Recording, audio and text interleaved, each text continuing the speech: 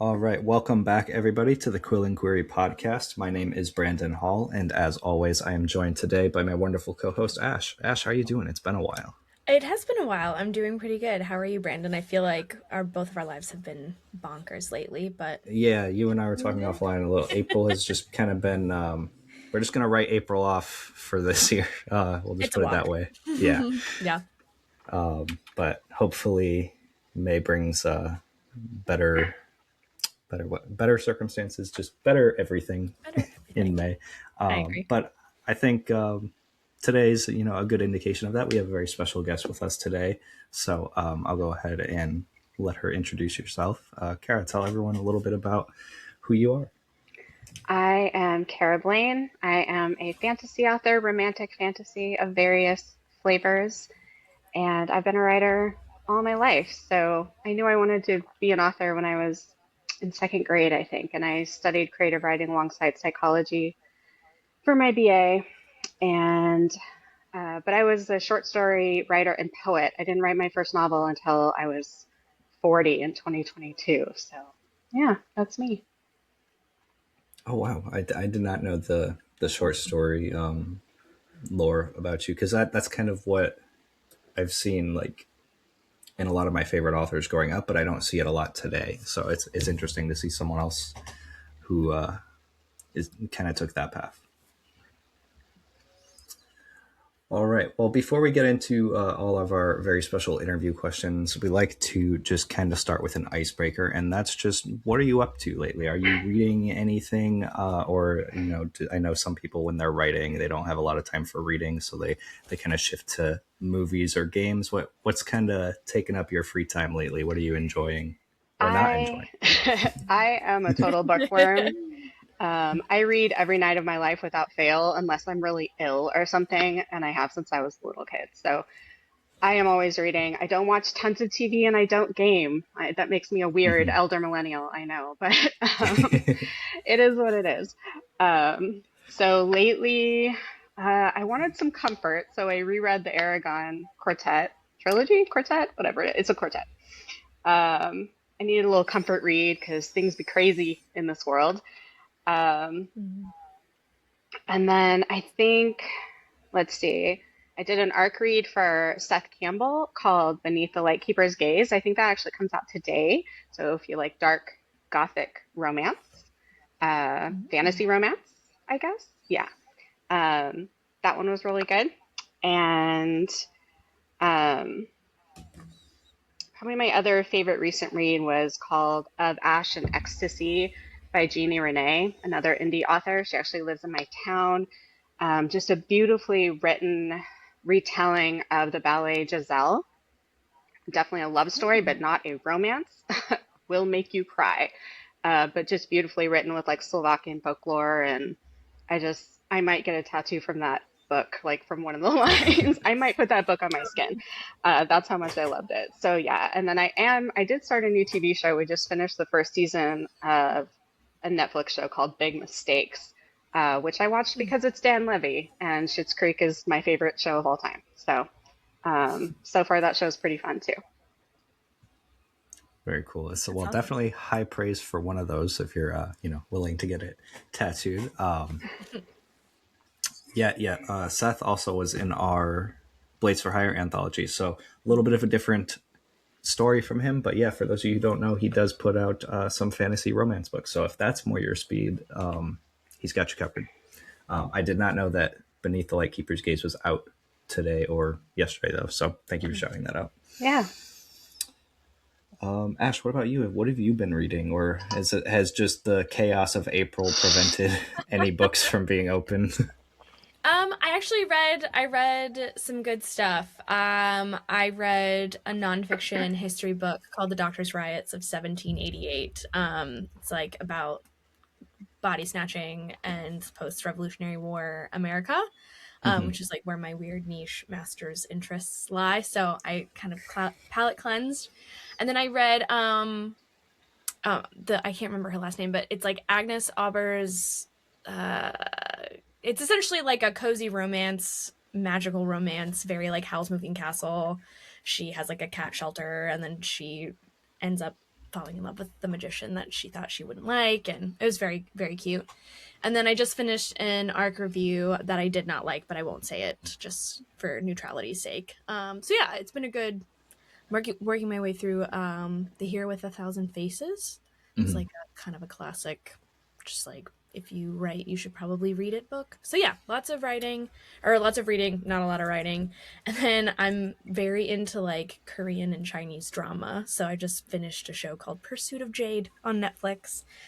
Really liked it. Very romance, but like plot heavy, which is nice. So yeah, that's what I've been into. Yeah, very What about cool. So I've been trying to put that newly acquired Kindle to good use. Yeah. I did. I know I feel like I've said this a million times. I tried another lit RPG. I don't think I like it. I don't know why I keep going back and trying the genre. It's nothing against it. I feel like it's written well. It's just not for me. I just don't like the. I just don't like the game mechanics interwoven. But the other series I started was what was it? It's called Second Apocalypse by R. Scott Baker or Backer. I'm not sure how to say his last name. But basically was pitched to me as like, if you like grimdark, this is the darkest you can get without being like teenage edgelord. Yeah. So we're trying it out. I really enjoy it so far. It's really good. Definitely not like a comfort read though, so don't pick it up with that in mind, because if like, as someone who loves The Song of Ice and Fire, this is probably at least twice as bad as that. So yeah, if you're comparing it to like grimdark and like one step before edgelord stuff, that's pretty grimdark. Yeah, they basically said this is as dark as you can go before it just becomes like cringe. So I'm trying to see how well that's executed, really. But yeah, it's been fun. I don't know if fun is actually the right word. It's been interesting. Yeah. And it in a weird sense of the word. Yeah. Yeah. I don't know if I got to rethink how I'm going to describe the reading experience of that one.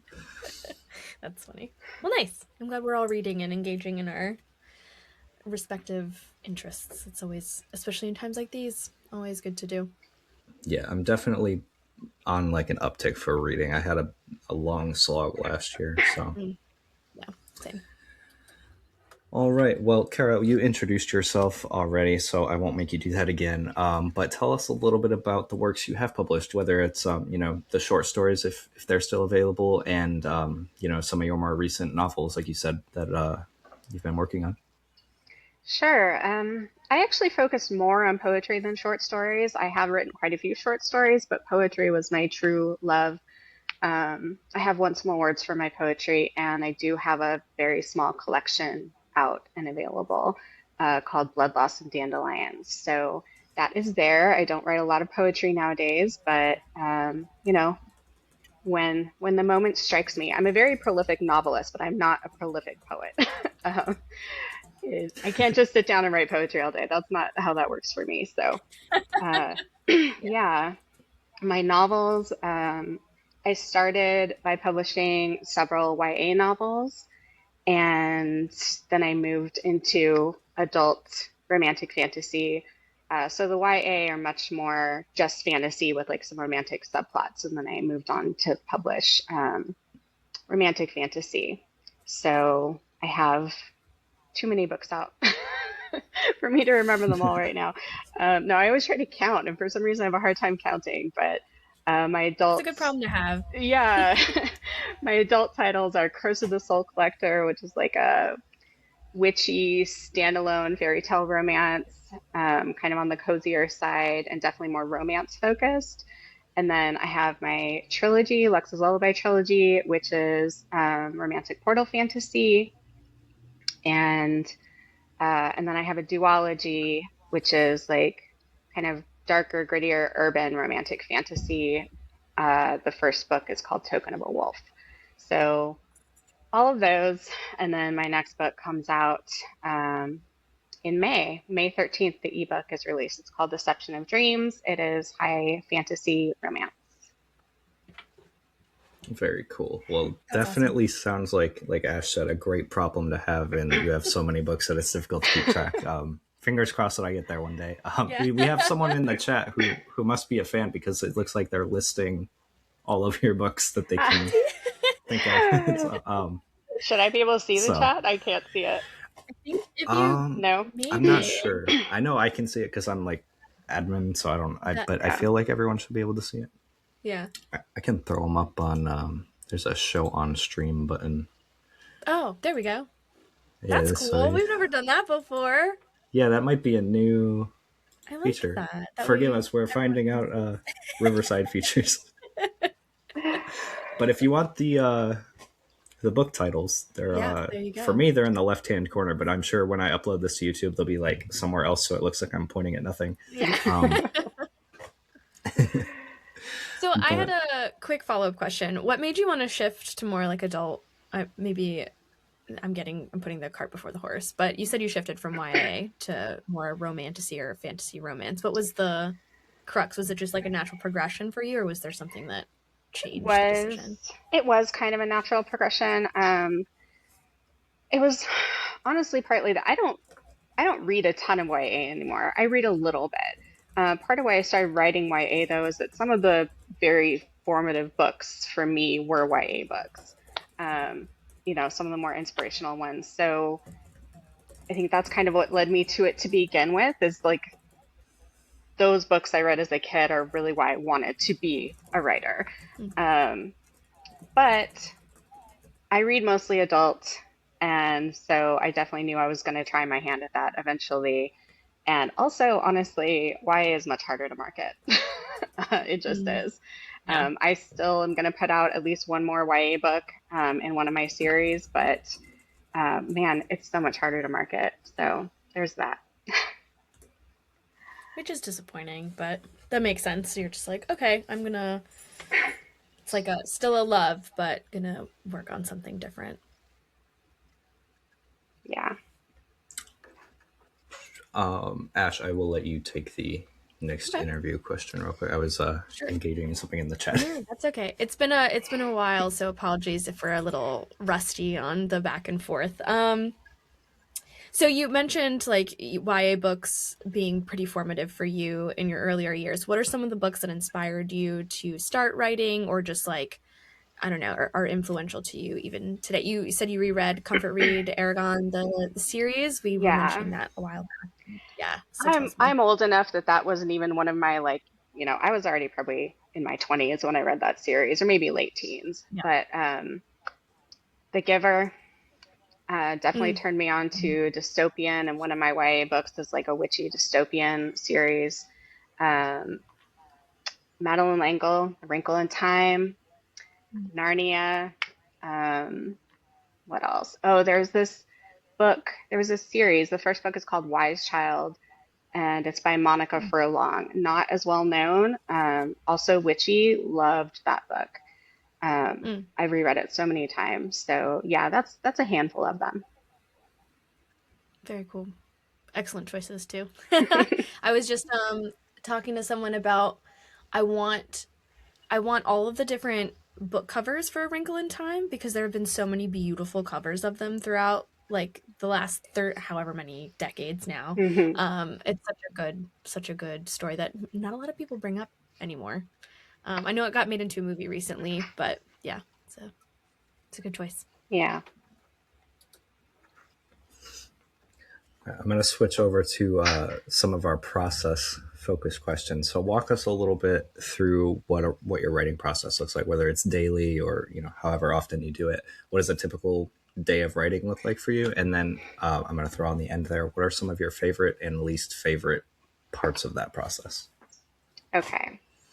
So, a typical day of writing. I do not write every single day. It just kind of depends on what stage of the process I'm at. If I'm drafting, I write just about every day. I tend to get hyperfixated, got a little neurospicy brain going on. So, um, oftentimes when I'm drafting a rough draft, I have a hard time focusing on anything else until that's done. So, including like eating and sleeping. Um, so, when I'm drafting, I often do write every day, also just kind of depending on what else is happening, right? Because I have kids and other things. Yeah. But when I'm, revising, editing, whatever, um, It's usually a few days a week, 4 or 5 days a week, probably. I do like to take breaks and just come back with like somewhat fresher eyes. Um, and what's a typical day? Um, I'm not a morning person, so I don't do well writing in the morning. So I reserve my mornings for administrative, marketing, content creation, chores, whatever. And generally, I will write anytime in the afternoon, evening, into the, later in the night. So that's when my brain wants to be creative. In the morning, my brain doesn't want to do much, honestly. Recently, I took my cup to get some water in the morning and I held it up to the light switch instead of the fridge. So that's where my brain is. Even 9 o'clock in the morning, it wasn't even that early. So yeah. So yeah, I'll do other tasks in the morning that don't take as much brain power and write in the afternoons. I'm usually writing at home, but I also do like to go to the library. Um, and I'm always listening to music when I write. I make a playlist for every book and I listen to it when I write and edit the book. Um, and I always have a drink and a snack with me. Um, yeah. And as far as my least favorite, did you say favorite and least favorite? Yeah, yeah. Okay. If you have one that fits each. I really enjoy 90%, maybe 95% of the writing and editing process. I think my least favorite part is during editing, but specifically it is looking up like my overused words and phrases and fixing or replacing that. So like that kind of line edit level, but specifically those commonly used or overused words. It's just so tedious. God, I hate doing that so much. Like I have to do it. I definitely overuse um, a handful of words, but ugh, I hate it. It's so boring. Do you have some of them on the top of your head that you utilize a lot? I know I have some too. I think everyone does. It's just like their favorite words that they love or phrases that they love to use. Yeah. For me, it's probably, I feel like these are pretty common, like that, had. Um, I mean, I will also just go through and like look for like excessive adverbs, things like that. Yeah. But Yeah. that and had are definitely two. I have a list, but it's just not popping up in Those my are good head right ones. now. So I know I'm throwing it out of left field. yeah, I'm just curious because I'm being really anal with myself right now about the adverb usage, which is a problem for me. I rely way too heavily on adverbs. Yeah. they're so helpful, but yeah, you can definitely overuse them. Yeah, for sure. All right. Do you want me to take the next one, Brandon? Yeah, yeah, go ahead. All right, sounds good. Um, so you mentioned you've got your snacks, you've got your music that you listen to. I do the same thing. I have like my playlist for writing. But what tools specifically do you use, not just in the writing process, if any, but what marketing tools are you using? What's in your bag of tricks? Let's see. I use Novelpad right now for drafting and editing, revising. But I did just today. I started looking at a new website called Ellipsis. Have you guys heard this one? I have. You heard I of it? haven't actually. So I like Novelpad, but I don't love it. So I'm gonna look into Ellipsis. I saw Jason Duro posted about it, so I'm gonna check that out. But yeah, I use Novelpad. I also use Word for like a final draft, partly because that's what my editor prefers to use. So that's what she's gonna send my edits in anyway, and then that's just the easiest format to send to my publisher. Um, and when I have to format, mostly I don't have to format stuff anymore, thank goodness. But I have been using Atticus, but I'm also, because I want to throw my computer out a window half the time when I'm using Atticus, especially for like special edition, fancy kind of stuff. I'm teaching Yeah. myself how to use Affinity because it's now Mm, accessible through Canva. So I also use Hmm. Canva a that's lot. nice. Yeah, Yeah. those are the primary ones. I mean, I have you know, a long, long bookmark list of like all different, there's Yeah. like mock-up tools, there's all different ones, but those are the Yeah. ones that I use the most often, probably. Got it. Yeah. Yeah, ellipses has come up a lot recently for me personally, just like other fellow writer friends putting me onto it. So I'll have to take a look. Sorry to interrupt, Brandon. Go ahead. No, it's okay. I'm totally out of the loop with like what the latest word processors and stuff that people are using to actually write their drafts are, because I'm the strictly Google Docs / Microsoft Word. I don't pay attention to anything else person. So I might look into some of these, not to use them, but just out of curiosity, because I haven't heard of either of these programs. Yeah, I never heard of NovelPad before, which seems surprising. I feel like that sounds like a perfect name for a, a word Yeah. processor for writers. It is, that one is paid. So it looks like Ellipsis right now is free. I don't know if it's going to stay like that. NovelPad is paid. I started using it because my best friend, who is also a writer, uses it, and we actually split the subscription fee. It's like, I think it's $100 a year, so we share it. Um, Yeah. but it's, I don't know. I like it, but I don't love it. But I feel like that kind of software is just so individual. Like so many people love Scrivener. I cannot with Scrivener. So it just got to try all your different options. Yeah, Yeah. Yeah. whatever works best. Makes sense. Yeah. I'm glad to, after using Atticus, to hear that I'm not the only person who hates it, because it's Man, so bad. I it feel like got it's so good worse. on like a features level. It's just so technically broken. Like It's it does so not work glitchy. 50% of the time. Mm, Gosh, it's so yeah. glitchy. And it honestly, it works worse now than when I initially bought it a couple years ago. Like they've made Oh, upgrades and that's added good yeah. things, and it just made it so much harder to use. Just so many more bugs and glitches and Mm, stuff. Yeah. Yeah, it's driving me fine. crazy. I can't. I will learn Affinity, which is like similar to Photoshop, or not Photoshop, but Mhm. Adobe Publisher. Mm, I will teach myself that, Yeah. even though it's a very steep learning curve, if it won't just mm. do random, ridiculous things all the time. Yeah. Right. You're like, I'm just begging. I'm begging for Just one work. session where Just nothing crashes. do what you're supposed to do. Yeah. It's all I ask. All I ask. Mm. All right. Well, moving a little bit away from the process questions, I did see on your socials recently, forgive me if I got any of this wrong, but it looks like you recently switched to an indie hybrid publisher called, is it Vinci Books or Vinci? Am I saying that Vinci, yeah, wrong? like Okay. Leonardo, yeah. Yeah. Okay. So yeah, I just wanted to hear, what made you decide to make that switch, and then how has the process been different from your self publishing experiences? So I found myself last summer really just struggling, but struggling to write. Um, I just felt like my to-do list was so long with life stuff, but also with administrative stuff and marketing stuff. When you have several books or series out and you're trying to write new ones, but you also have to keep marketing the old ones and keep up your presence on social media and, all that stuff. Um, I was struggling to find time to actually write. It felt like my time had to go everywhere else, and that was really really getting frustrating. So when I spoke with Vinci, um, I just realized that there were some tasks that they could take over because I used to design my own covers. I formatted all my own books. So boom, they do that now, straight off the bat.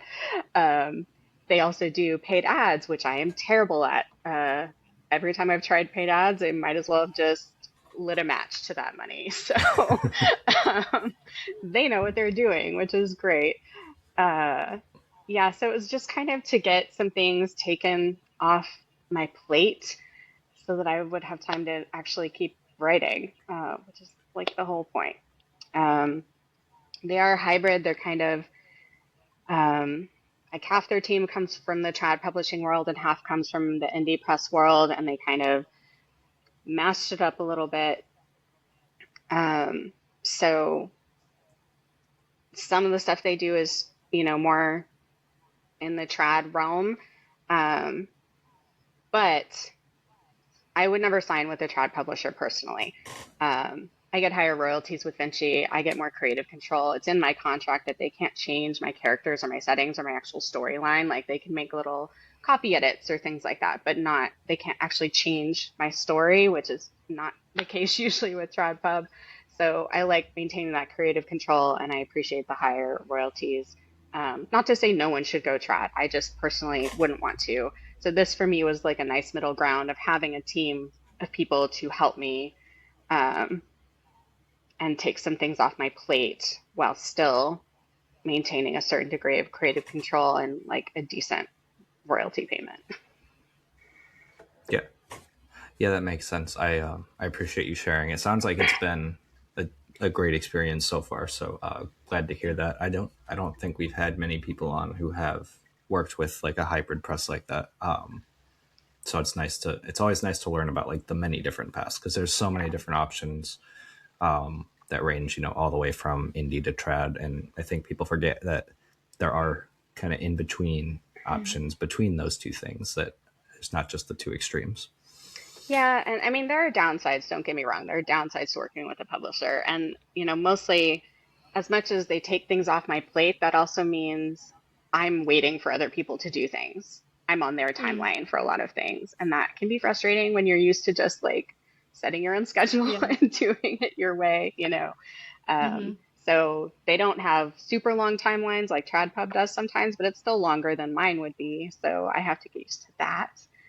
So yeah, there's downsides, but it's just like anything else with the process is you have to figure out the best option for you. Every option is valid. So I haven't even been with him for a year, so we shall see how it goes. Yeah. Well, Good to know fingers that it's crossed been that good. it continues to go well. Yeah. Fingers crossed. All right, Ash, do you want to tackle the next one? I know it's a bit of a long one, Sure. so feel free to Yeah. break it up if you need to. All right. Sounds good. So you've seen quite a bit of success on Kickstarter with 4 successful campaigns of your own, as well as advising Oh, others. 5.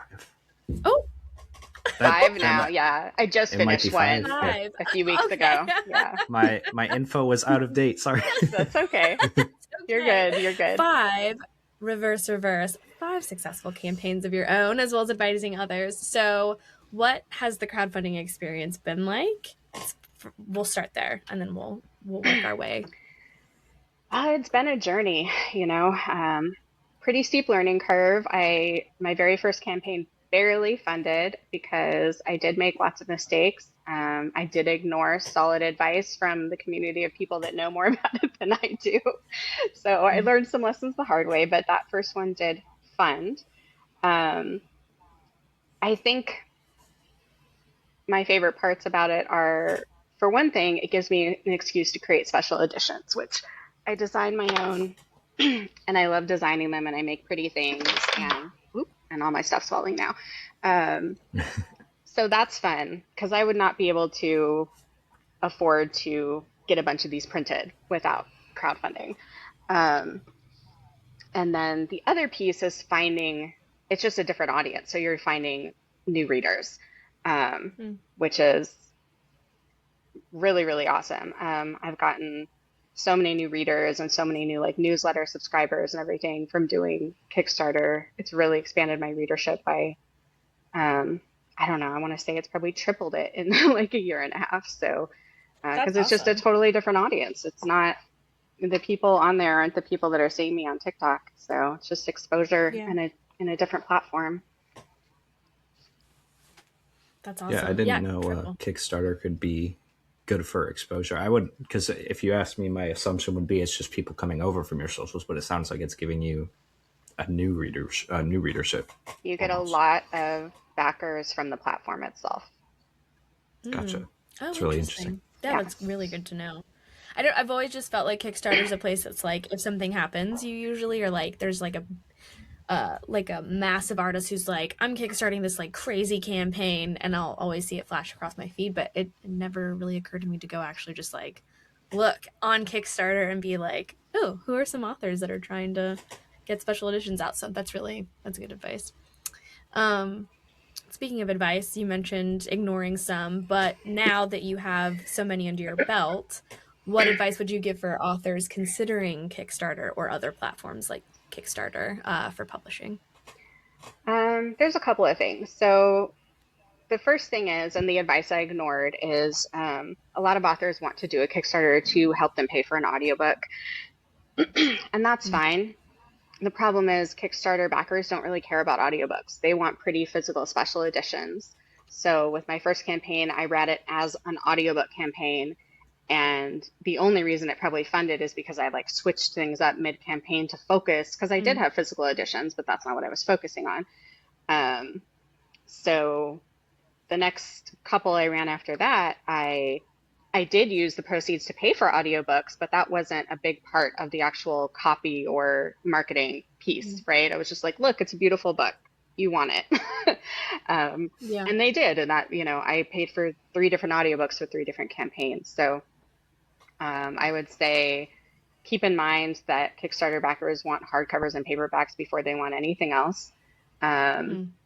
they don't have to be super fancy and pretty. Those do well, but even if it's just a new release and it's just the retail paperback, if it's brand new and they're the first to get it, that's also really appealing. But generally, they want physical products over anything digital. So that's a good thing to keep in mind if you're considering it.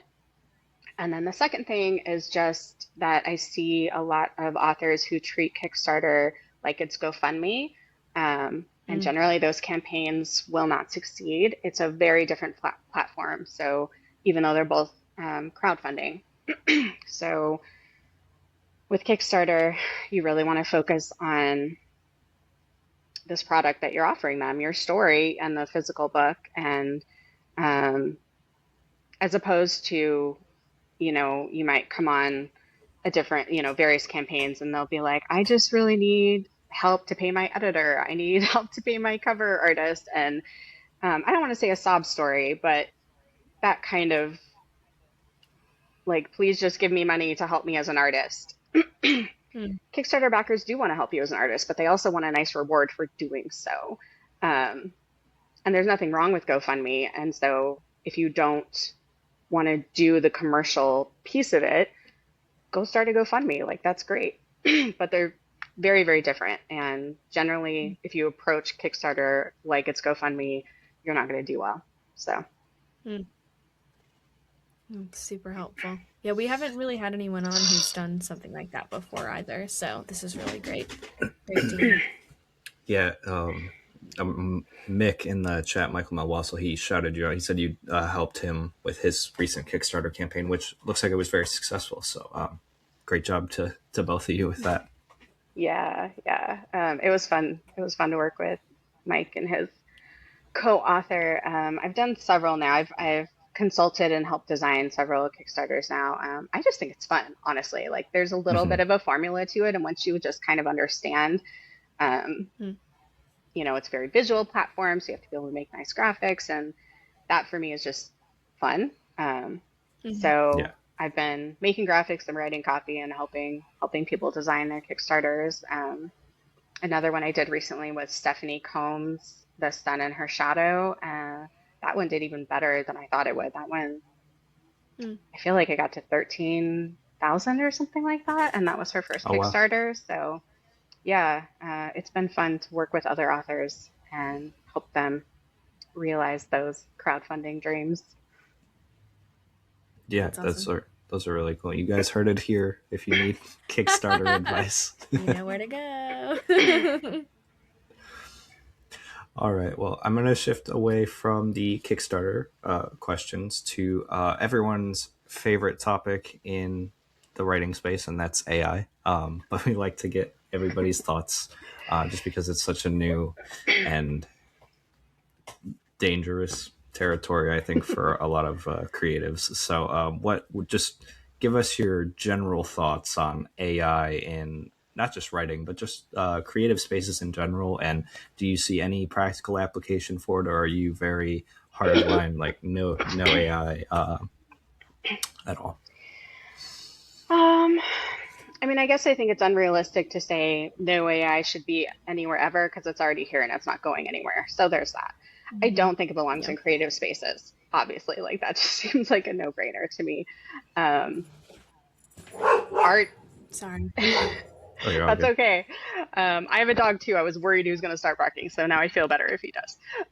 Um, Yeah, but it's okay. Someone is knocking on the door. It's like it's the season for everybody to come and knock and yeah, Yeah. yeah, solicitations. Anyway, continue. Apologies for the interruption. yeah, no worries. Art is human. Art should be human. I'm not as worried about AI like taking people's jobs, at least not at this point. Obviously, there's that risk, but if you use like AI narration as an example, it's just still awful, you know? So I'm sure some people will use it, but I don't think those audiobooks will sell well personally. I don't know. It doesn't belong in the creative space as such as to generate creative art, if you could call it that. I don't think. What I wish is if they, if it was ethically trained and didn't ruin the environment, as a business owner, I'd love to use AI and be like, give me my writing schedule for this month because I have decision fatigue all the time. Like if I could Yeah. use it for something like that as like a inexpensive personal assistant, I probably would, but like Yeah. ethically, um, I can't justify that at all currently, right? Like if they want to come out with one that was ethically trained and doesn't use 5 million gallons of water, then like cool. Um, I could see it being useful for the business side of things, but not for the creative side of things. And as it stands, I don't want to use it for anything because, uh, like I said, the ethical concerns and the environmental concerns just, it's not even remotely worth it, unfortunately. Um, I say unfortunately just because, like I said, I think it's here to stay. So I do hope it becomes more sustainable, at least, since they're going to do it anyway. Uh, just as far as hoping for, a more positive, less negative, impactful um, effect on our world. But yeah, Yeah. that's where I'm at. Yeah, I think we're kind of all on a similar mindset with Yeah. where we'd like AI to be and where it currently is today. Mhm. So, but it is here to stay. I think, like you said, that's why we like to ask everybody, just because it's such a Yeah. kind of revolutionary force in our world today. Unfortunately. Yeah, and unfortunately, right? But it is like it's here, and I Hmm. Mhm. wish that more of the conversation could be transferred from just it's evil, don't ever look at it or use it or think about it or whatever. Um, Yeah. I wish we could focus a little more on like how to make it less evil since it's already here. Like I would like to hear the Yeah. Yeah. conversations Right. of like, how do we make it so it's not as bad for the environment? Is anyone working on that? I don't know. No one talks about it because we just talk about how much we hate it. Um, Yeah, Yeah. that's a so really good point too. Yeah, there's got to be like a balance, as you're saying, to like, which is a kind of a journey that I am on personally because I have so many people I know who like work for these big companies or are proponents of it or use it like very regularly. And off the bat, I'm immediately like, no, especially in the creative sphere, if you're using it to like write at all, like all the yeah, caveats, but you're right. Like it's here. I'm required to use it at work now. So many other people are required to do the same. So now that it's here, it's like, are we going to let it be like big oil where it's like kind of minimally regulated and they can get away with whatever they want? Or are we going to be better yeah, about it? So, exactly. yeah. Like could we not maybe? Yeah. Yeah, for sure. Yeah, they were going to Yeah. build a data center here in Arizona, and a bunch of protesters went out, and I don't know the total outcome. I don't know if they're still going to build it, but they definitely like Mm. backed off and were maybe not. Um, but my husband and I were talking about the other day, and I was like, well, good. Of all the stupid places to build a data center that uses up so much water, right? Like we're in the middle of the desert. But he Yeah. said he works in um, for a civil engineering company. And so he's just kind of in all those circles. Mm. And he's like, it actually didn't use lots of water. They actually found a way to air cool it. So it uses a Yeah. little bit of water, but like for cooling, it was using air. And I was like, I did not know that. Like Yeah. I still don't really Yeah. want it here, but like I'm happy to hear that they're at least trying to make it Yeah. less damaging, I guess. Yeah.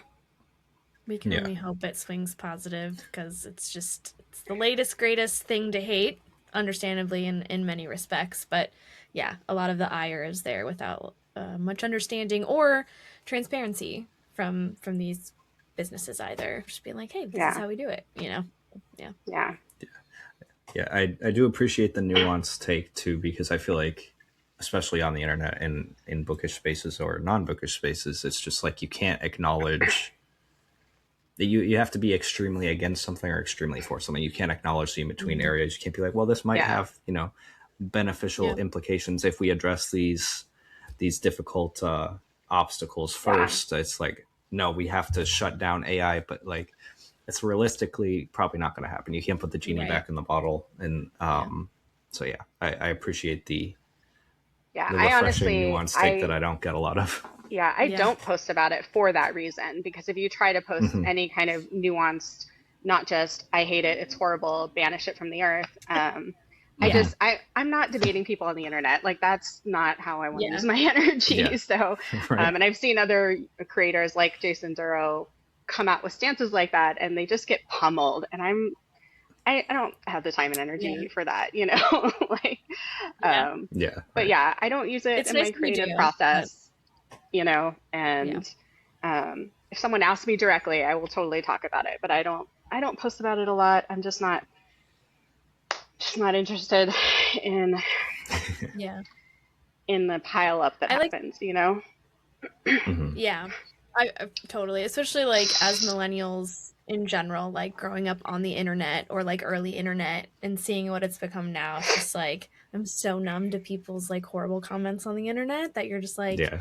one, not worth my time, and two, like I'm not going to engage with it anyway. So like, what is the Yeah, point? But I like the more positive spin campaigns that have been happening, like like human made, like as a tag, or like people showcasing their art and like uplifting other artists yeah, way more, and being like, no, this is like human talent and human art, or like right, we've discussed it, but a lot of like booksellers starting to put like human created on books or things like that. So I right. like the more positive spin of just like we're going to emphasize the humanness of it all Yeah. versus No, I totally agree. I would much rather have people be like, here's a human artist I support. I'd much rather see that post than just another I hate AI, FAI yeah, post. I just feel like it's more definitely. productive. Like, Hmm. great. I Yeah. don't like AI either. I'd love to hear about this artist though. You know, like I'm Yeah, Mhm. always looking for Right. no, new for sure. artists for character art and stuff. So I totally agree with that. I really like the more positive, just kind of redirection as opposed to just kind of Mhm. complaining. Personally, it's also just a vibes energy kind of thing, the negativity versus the positivity, you know? Yeah. Yeah, So yeah, definitely. I agree with that completely. Also, I will say I do think like the AI witch hunting can be very damaging, and I've had some friends Mm. go through that of like someone accusing them um, Mm. of like an AI cover when I know 100% it was not, and they just were dragged through the mud. So that aspect of it too, I think like if we could just support people we know are not using AI as opposed to witch Yeah, hunting people we suspect maybe, because that's just it can yeah. be so damaging. And I hate seeing my we friends go through that. We've talked about it a little bit too. And I Mhm. think, we were talking about the story. What was it? I can't remember the name of the book, but the Hatchet published book that came Yeah, it out, was that Shy Girl. Yeah. Shy Girl. Yeah. And that kind of became a little bit of like a buzz. But yeah, I think we're in a new phase where I can't believe we're going back to the like old school witch hunt style of like accusatory, you must prove it. But then on the flip end, it's like, how do authors protect themselves from that happening to them? There's no format right now. There's no like easy way to say that. People are still going to be horrible, and that's horrible that it happened to your friend. But my like the next step is like how not that we have to answer. I'm just thinking hypothetically, like how do we as a community protect each other and hold each other accountable. Um, I mean, if I think I a don't book know. has an Those AI would be cover, I'm just not going to buy it, but I'm not going to call that person out on the internet because I have no proof, yeah, you know? sure, So right. that's just And my how does one even personal prove it? stance. Like if they wanted to, it's like here's the data. I don't know. Yeah. Anyway, that's Yeah. a good point too. Like if you think it is, just don't buy it. And then yeah. Anyway. All right, so our next question will kind of be somewhat similar, but where do you look for inspiration? What's your main, like, where do you tap in? How do you tap in? Is it like Instagram, other people?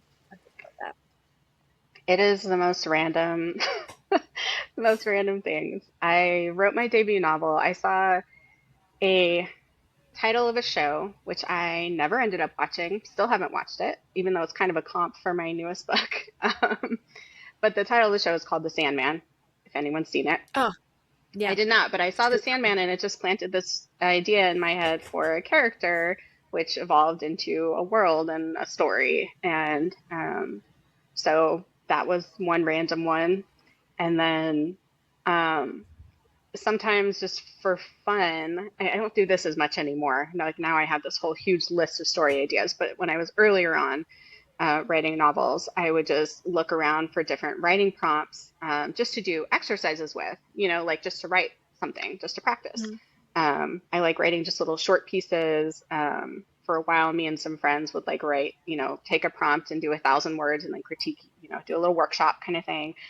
So I found like a one-line prompt, but that prompt ended up turning into a 240,000 word trilogy. So um, yeah, it could just be anything. Nice. Are there any other like authors currently that you find to be inspiring? Current authors. I adore the Outlander series. Hmm. If and either of you have read that, Diana. yeah, Diana. She did it. Diana. She's just such a good writer. She's so solid. I love her characters, and I also just like historical fiction. I don't think I would ever write it, honestly. I don't know that I have the patience for that much research, but I like reading Yeah. it a lot. So, and definitely the way she writes, her characters and um, dialogue, just all that kind of thing, I definitely admire and has probably influenced me in ways I'm not even aware of because I've read those books so many times. Um, Love Other it. than that, it's just been a bunch of kind of random, like the book I mentioned of Ecstasy and Ash, random indie finds. I read 95% indie nowadays. So, yeah. Nice. That's awesome. All right, Brandon. Yeah. So this next one, sorry, I lost my spot. As someone who has published many novels and have a little bit of experience under your belt, is there any lessons that you've kind of taken from each of your publications and applied to the next one? And like, what lessons have you learned throughout your publishing career that you would like to impart to others, and that you're also trying to apply to your own works as you keep moving forward? So many lessons I've learned. I've learned so many things. I know it's a Um, very broad question. yeah, I think a mistake I made with my first couple of books was not really having a strong sense of the target audience, which also made them Mm. harder to market. So that's definitely something to consider. I think the main thing, though, the thing that I've been dealing with for a little while now, and part of the reason I signed with the publisher and I'm still struggle with it occasionally, is just like you don't get an award for burnout. um, Mm. and protecting your creative energy needs to be part of the job requirement or description.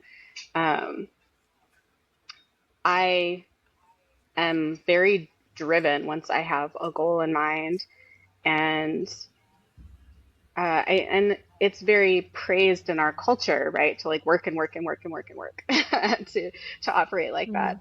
Mm. Um, and so I've gotten, you know, praise online in social media and everything for just hustling and grinding and hustling and grinding.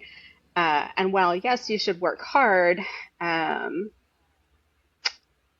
there can be too much, like you can take it too far, and that's what I've had to kind of learn the hard way is what burnout looks like, how to recover from it, um, and just realizing that I just I have to maintain better balance in order to maintain, that creative energy. There's really no other choice. And I kind of wish I had known that or figured that out a good while earlier than I did.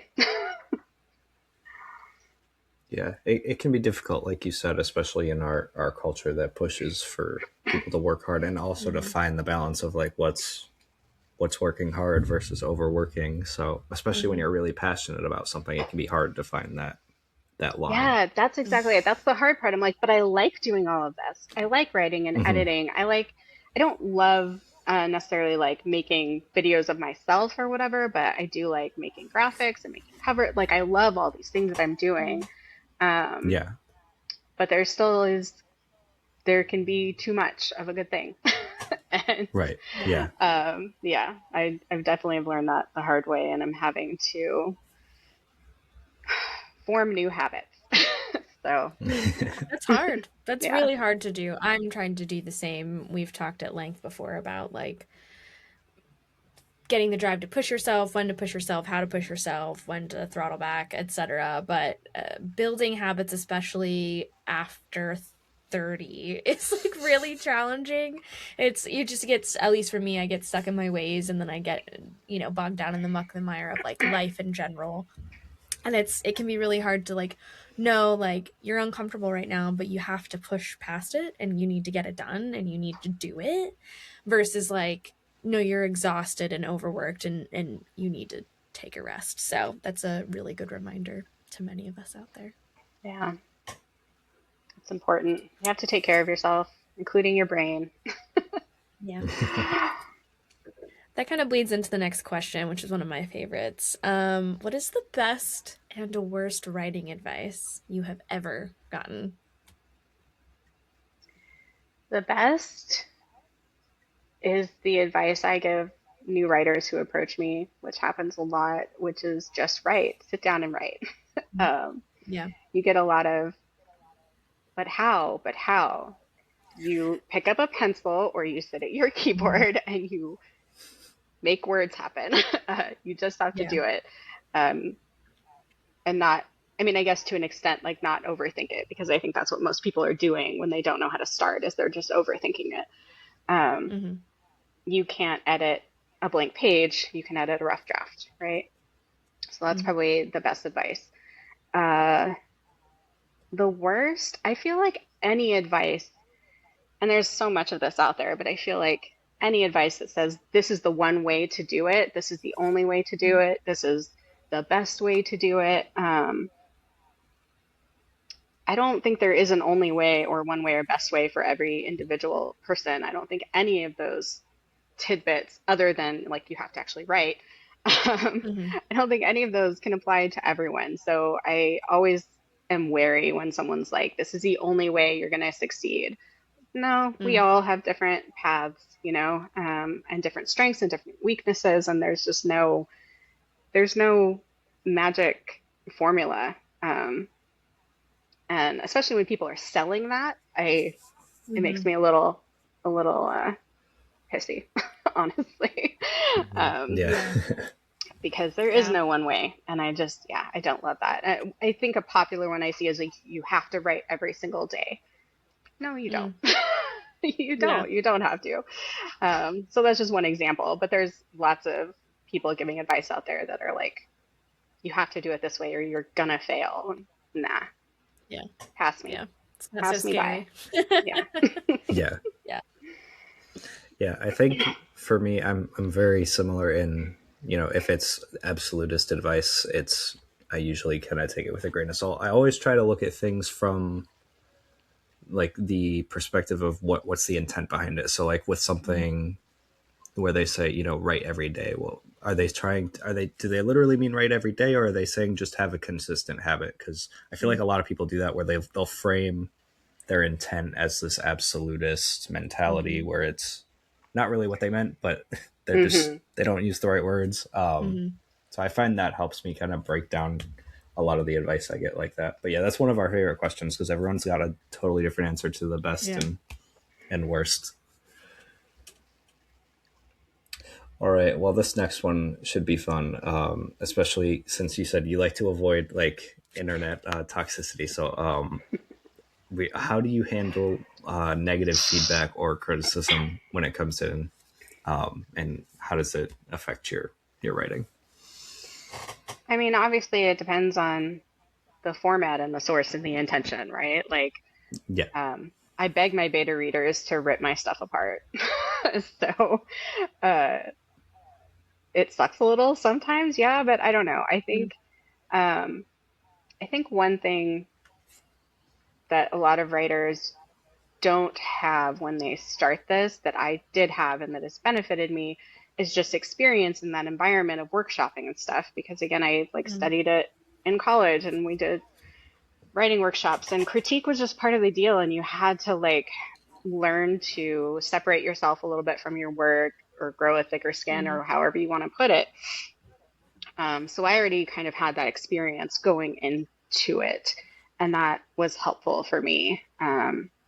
You can't take it personally. It's really hard, and I still struggle with it. Like especially if it's a negative review, um, it's hard not to take it personally. But not every book is for every reader.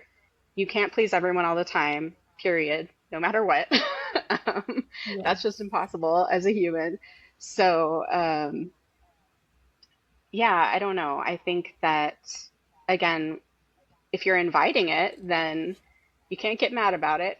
You know, it might hurt your Mm-hmm. feelings. You might need to take a deep breath. But if you're, if you're asking for beta feedback or you're asking for honest reviews from ARC readers, like that's what you're asking for. So Yeah. suck it up, Buttercup. Um, but as far as like unnecessarily mean reviews or being tagged in negative reviews or things like that, knock on wood, I've never actually been tagged in a negative review. Um, It's good. I I would don't know probably why people just, do that. I don't know either. Um, I don't know how I would respond. It probably just depends on what they said. If they were, just being mean, I'd probably just block them and not respond at all. Yeah. Um, if they were being, if it was, more critical feedback and um, not personal and not mean-spirited, I would probably just say, thanks for giving it a shot. Thanks for reading, like, um, because even negative reviews like on Amazon or on Goodreads or whatever, they might sting you as an author, but that review might convince some other reader to read your book, right? So depending on what the complaint is, that might Yeah. be someone else's cup of tea, right? So I try to just let it slide off my back. I also, though, like I don't read my reviews anymore at all because Mm. it is hard. Yeah. It's it's hard sometimes. So as my reach got wider and, eventually if your books get a wide enough audience, you start reaching readers that are not your target audience. You start finding more people who Mm. pick up your book that are not going to like it. That's just statistics, right? So Yeah. when that started happening and I started getting, more under 4-star reviews, I just stopped looking at my reviews entirely.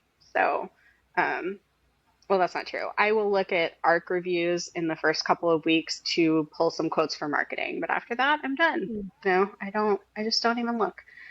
But yeah, that's. I don't know. I think the key is you just have to try not to take it personally, as hard as that is. Yeah.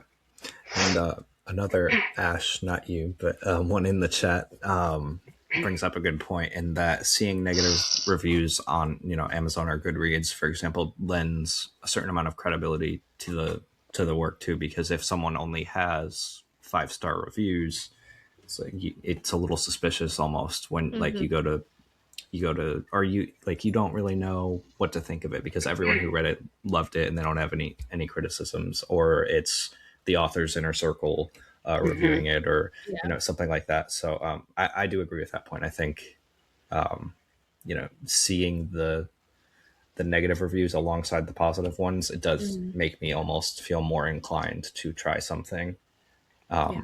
and to see what might be for me versus what parts Yeah, of it might not be. for sure, for sure. And another little tip I have for any authors out there who come across a negative review and feel like crap about it is go look up one of your favorite books. Like for me, the first time I did this, I looked up Pride and Prejudice. It's a classic, right? Yeah. I have read that book tons of times. It was one of my favorites in high school. So go look up a book you love and see how Yeah. many 1 and 2 star reviews it has, and you will feel better. Like if Jane Yeah. Austen can't even, have a 5 star average, then who are you to think you're gonna have a 5 star average, Yeah. right? Like, so that's one little I thing that also can help keep perspective and make you feel better. That's a really good trick. I love going to Goodreads and looking at one-star reviews of my favorite books or like the books that I'm reading currently. And, 9 times out of 10 I like don't agree. And 9 times out of 10 like the one-star reviews are like sometimes very mean for like no reason. Like this isn't constructive at all. But I also love doing that with some of like the worst rated movies that I personally like, the kitschy, like horrible movies that they're just so stupid and dumb, like Roadhouse, the original Roadhouse. It's one of the worst movies ever, but it gives me such enjoyment. And so everyone has something in their life like that too, where they're like, I know most people don't like it, but I love it. So you just got to Yeah. think of that too. And yeah, Yeah, it's about enjoyment. Not You're not getting any brownie points for, you know, tearing somebody down. Anyway, yeah, that's my opinion. Yeah, I think the 1 star reviews are very entertaining to read, and if you want like better, if you want good criticism, you can look at like the 2, 3, 4 stars, but because the 1 stars are always going to be like, I hated it because X, Yeah. Y, Z, and like not go into any detail. But yeah. yeah, One those of are my great yeah, one points. of my 1 or 2 star reviews was just simply like, just could not with this writing style. I'm like, fair enough. I've picked up books Yeah. like that Yeah, too that I just hated the writing style. Like you Yeah. can't be for everyone. It's impossible. So Yeah, definitely. All right. I think we're getting close to the end. So now that we've gotten to know you and your past works, let us know about your current writing projects and what we can look forward to from you in the future. okay. So I mentioned earlier my next book release is in a couple of weeks. That's Mhm. Deception of Dreams. Pre-orders are actually live today, 99-cent ebook pre-order. And you can also get the paperback pre-order from the Crafty Bookstore, and it'll come with swag and the signed book plate and stuff. So that's fun. Some art prints and all that. Um, so that is the first book in Stories of the Seven, a new series I'm starting. It will be interconnected standalones, 7 kingdoms, 7 gods and goddesses, each one kind of assigned to their own kingdom. And that is the book that's coming out as book 1 in that series. But again, they'll be interconnected standalone, so you won't have to read them in order, which is different than my previous series. I also have a novella. I will probably have several novellas in the series as well, in addition to the 7 main books. But I have one for sure coming out probably by the end of this year. I'm still revising it. So that's called Ocean of Origin, title reveal. And uh, that will come out, yeah, at some point. I don't know. Revisions are slow because, again, I'm working on the whole like creative energy burnout balance thing. So it's yeah, going slowly, but it's going. But yeah, that's going to be a 7 book series. So plus some novellas. And that's going to be my world for the next several years, probably. And I'm actually really excited about it. I love the world. Um, I love the idea of the interconnected standalones too, because in the past Mm. I've done sequential.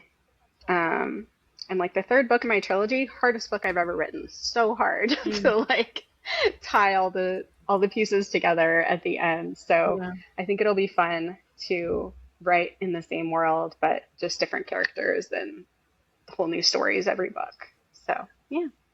that's awesome. That reminds me of like I don't know if you've read any of T. Kingfisher's stuff, but she does a lot of like standalones, but in the same kind of world. And I love that concept. Has always like really intrigued me, and I enjoy reading just because it offers freedom to the reader while also like having everything connected, and you get to not just stick with one story or like multiple points of view on one plot thread, but kind Mhm. of, have fun exploring your own world. So that's very exciting. That's awesome. Yeah, I'm yeah. excited. I think it's going to be fun.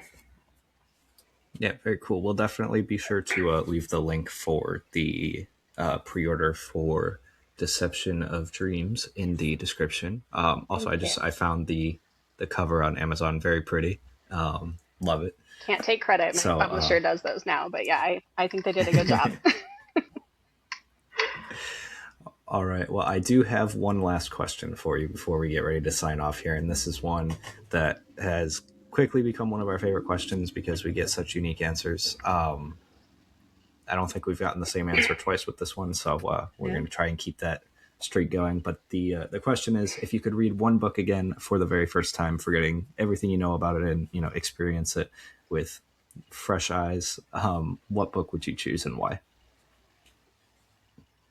Hmm. I think I would choose The Giver. Mm, it's a good choice. Yeah, it was so influential for me, but I also feel like if I could read it with fresh eyes, it would be a very different experience now as Mm-hmm. opposed to when I was in elementary school or whenever I first read it, you know? Yeah, Yeah. Yeah. just more life experience, different themes you pick up on. Yeah, Yeah, and kind of living in a dystopian world at this point, like it might hit Yeah. really differently now. yeah, It'd be kind of cool to see the difference. yeah, Yeah, it is always interesting to like pick up. Like for me, I've picked up a lot of works that I missed growing up that other people read at probably like the target age for those books, and I read them after. So it's a different, definitely a different experience, and you walk away with different lessons. Even if just revisiting stuff you have read when you were yeah, younger, and then Yeah. yeah, for sure. It's always good. Good rereads are good. I know some people who never reread the books that they've picked up, and I'm like, I'm such a good like. Once I find a book that I'm like, I want to go back. I'm like, oh, I'll pick it up. I'll reread it. Yeah. yeah, yeah. There's so much to gain from a reread for Yeah, a lot of things. I feel like that you're missing out on a lot, but definitely. Yeah, I'm definitely a rereader. Rereaders unite. all right. Well, that does it for all of our interview questions, Kara. But if you have any final thoughts as we get ready to sign off, feel free to sound off. I think we have one or two people still lingering in the chat, so I will give them a second to pose any questions they might have for you as well. But it's been great talking to you and Yeah, hearing all about your experiences. You've had some insight into areas of publishing that we haven't talked about before, especially like the crowdfunding and hybrid publishing. So definitely yeah, appreciate you sharing your experiences with that. Yeah, I appreciate you guys having me.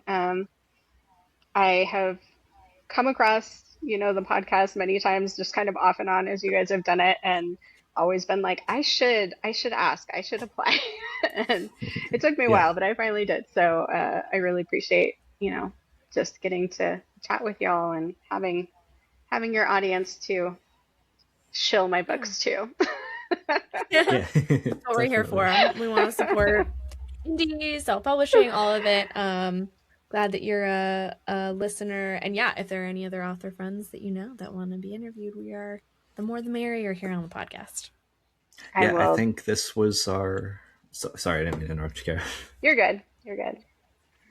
I was just gonna. I think this was our last scheduled one so far, Ash. So there are Yeah. some openings if anybody wants to Okay. apply. I Okay. need to We'll chill resend out the. ourselves. Well, yeah. Yeah, I do. I have so many author friends, so I will let them know. Yeah. Some of them have probably already awesome. done it, and I haven't kept track. But like my editor, Kelly Scriven, so many good ones. I will send them your way. Yeah, please do. Yeah, I We'd don't love think to we've have. had an editor. That would be No, interesting that for would be sure. awesome. Yeah, Yeah. she's an editor, and she writes. I don't remember if she calls it YA or new adult, but it's like Hmm. Gaslamp fantasy. It's super fun. Oh, cool. Her Oh, first book okay. is called Taking Flight. The second one is Drawing Fire, and then the third one should come out hopefully later this year. I'm pretty sure it's going to be a trilogy. She's a great writer and a great editor, so she would be a good one. Awesome. Nice. Yeah, Yeah, send definitely her have our to reach way. out. All right. Well, I mean, I don't see anything coming in the chat, so I think we're good. Ash, did you have any final thoughts before we sign off? No, this has been an excellent treat. Thanks for coming on again, and hopefully we see some of your friends in the future, and then you in the future once more works come out. We'll have Yeah, you for back on. sure. Oh, awesome. I love that. Thank you. Yeah, of Yeah, of course. course. All right. Well, All right. thanks everyone for joining, and thanks again, Ash and Kara, for another great episode of Quill and Query. And we'll see you guys all in the next one. Bye, everybody. Bye.